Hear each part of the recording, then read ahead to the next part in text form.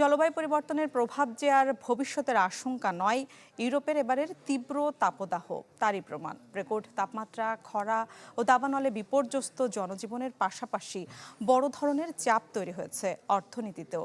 ক্ষতিগ্রস্ত হচ্ছে কৃষি, পর্যটন ও নৌপরিবহন, কমছে বিদ্যুৎ উৎপাদন, বাড়ছে খাদ্য জ্বালানির দাম। অর্থনীতিবিদদের আশঙ্কা, এই ক্ষতি কেবল সাময়িক নয়, তাপমাত্রা বাড়ার সাথে সাথে ভবিষ্যতে এর অর্থনৈতিক মূল্য আরও ভয়াবহ হতে পারে। ঢালাইয়ের সেরা প্রিমিয়ার সিমেন্ট। জলবায়ু পরিবর্তনের ভয়াবহ বাস্তবতার মুখোমুখি এখন ইউরোপ।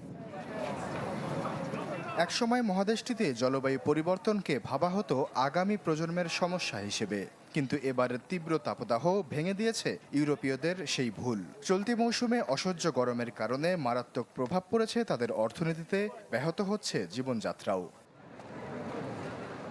এবারে গ্রীষ্মের রেকর্ড তাপমাত্রা এবং খরা ইউরোপে ডেকে এনেছে বিপর্যয়। বিজ্ঞানীরা বলছেন, বৈশ্বিক উষ্ণায়নের কারণেই এই পরিস্থিতি। বিদ্যুৎ উৎপাদন, নৌপরিবহন এবং জনস্বাস্থ্যের উপর এর বড় প্রভাব পড়েছে। এবারের দাবানল ইউরোপের ইতিহাসে সবচেয়ে ভয়াবহ হতে পারে।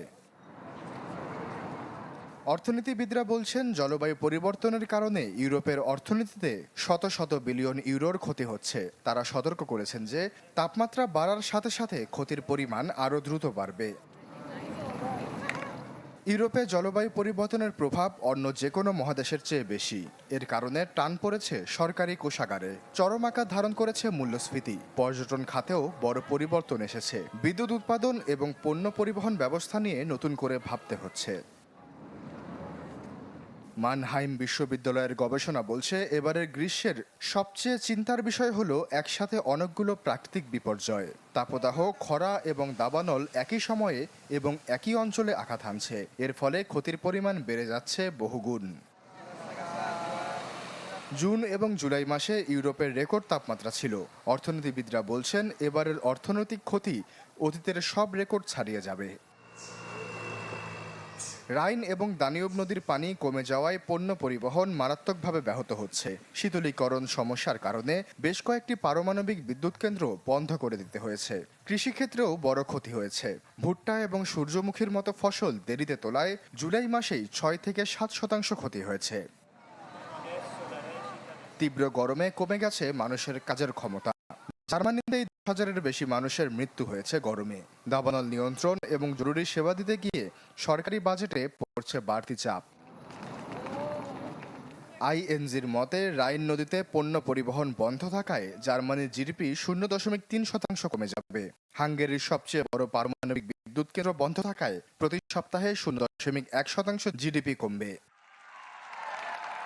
জার্মান বীমা প্রতিষ্ঠান আলিয়াঞ্জ বলছে, জুন মাসের 2 সপ্তাহে তাপদাহের কারণে ইউরোপের জিডিপি 0.3% কমেছে। 2030 সালের মধ্যে স্পেন, ফ্রান্স এবং ইতালির মতো দেশগুলোর জিডিপি 5 থেকে 7% কমতে পারে। দক্ষিণ ইউরোপের দেশগুলো সবচেয়ে বেশি ক্ষতিগ্রস্ত হবে। সেখানে তাপমাত্রা বেশি হওয়ায় পর্যটন আয় কমে যাবে, ফসল নষ্ট হবে এবং মানুষ দেশ ছাড়তে বাধ্য হবে। আইএনজির দাবি, 45 ডিগ্রি তাপমাত্রায় পর্যটকদের ঘোরাঘুরি করা সম্ভব নয়, তাই তাদের গন্তব্য উত্তরের দিকে সরে যাবে। তাপমাত্রার কারণে মহাদেশটিতে বেড়ে যাবে খাদ্যের দাম। ইউরোপিয়ান সেন্ট্রাল ব্যাংকের জন্য মূল্যস্ফীতি নিয়ন্ত্রণ করা কঠিন হয়ে পড়বে। নদীপথে পরিবহন বন্ধ থাকায় জ্বালানি পৌঁছানো কঠিন হয়ে পড়েছে। ফলে বিভিন্ন অঞ্চলে দামের পার্থক্য তৈরি হচ্ছে। জরুরি পরিস্থিতি মোকাবেলা এবং ভবিষ্যৎ পরিকল্পনা বাস্তবায়নে মহাদেশটির বিভিন্ন দেশের সরকারদের ব্যয় বাড়ছে। এর ফলে সরকারি ঋণের পরিমাণ আরও বাড়তে পারে বলে আশঙ্কা করা হচ্ছে। আশ্বাস চৌধুরী, চ্যানেল 24।